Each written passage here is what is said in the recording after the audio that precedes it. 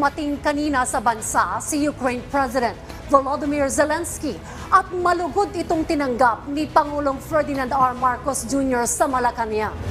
Sa pulong ng dalawang leader, nagpaabot ng pasasalamat si Zelensky sa patuloy na suporta ng Pilipinas sa kanilang bansa.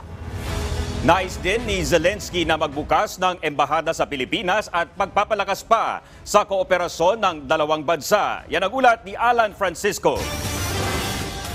Malugod na sinalubong sa Malacanang ni Pangulong Ferdinand R. Marcos Jr. at ng iba pang opisyal ng gobyerno si Ukraine President Volodymyr Zelensky kaninang umaga. We are very happy to welcome you, President Zelensky, to the Philippines, and I'm very happy that despite what I know is a very tight travel schedule, for both of us, we were unable to find the time while we were both in Singapore, but I'm happy that we are very honored that you found the time to pass by the Philippines. Thank you so much, Mr. President.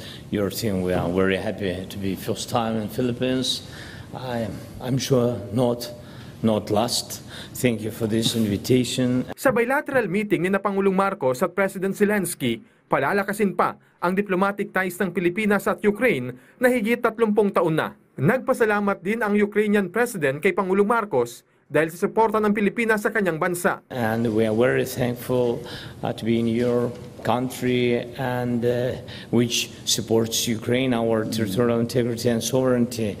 Thank you so much for your big word and clear position about us, about this Russian occupation of our territories, and thank you on your support on the in your nations with your resolutions. Nagagalak din si Zelensky na kaisa si Pangulong Marcos sa paninindigan sa mga isyung nakaapekto sa mga European country. Mr. President, I'm happy to hear today from you that you participate our peace steps to the peace. That's real thing what really want our people just to bring peace to our homes. Kinumpirma naman ng Presidential Communications Office ang pagdalo ng Pilipinas sa Peace Summit sa Switzerland ngayong buwan. And thank you for participation of Peace Summit. That's very strong signal. Like I said, we have for today more than 100 countries. I think it will be maybe not the last again, but the first very strong step on the way to peace. Plano ng Ukraine government na magbukas ng kanilang embahada sa Maynila ngayong taon na para kay Pangulong Marcos, mangangahulugan ng patuloy na pagtulong ng Pilipinas sa Ukraine. I know that the crisis in your country has occupied all of your attention and all of your time, and it is a great pleasure to meet with you. To discuss some of the issues that are common to our two countries and hopefully find ways forward for both of us together.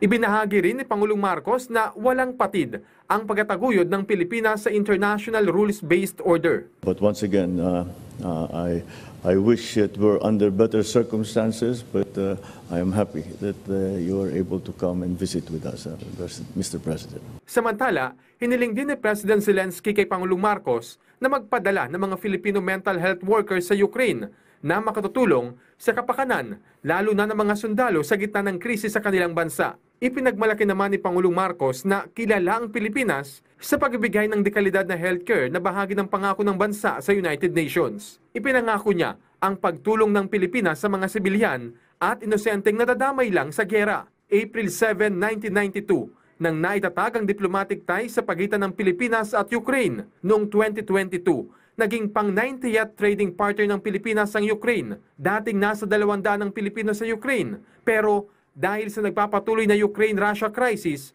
higit 20 Pinoy na lang ang nasa Ukraine ngayon. Alan Francisco, para sa Pambansang TV, sa Bagong Pilipinas.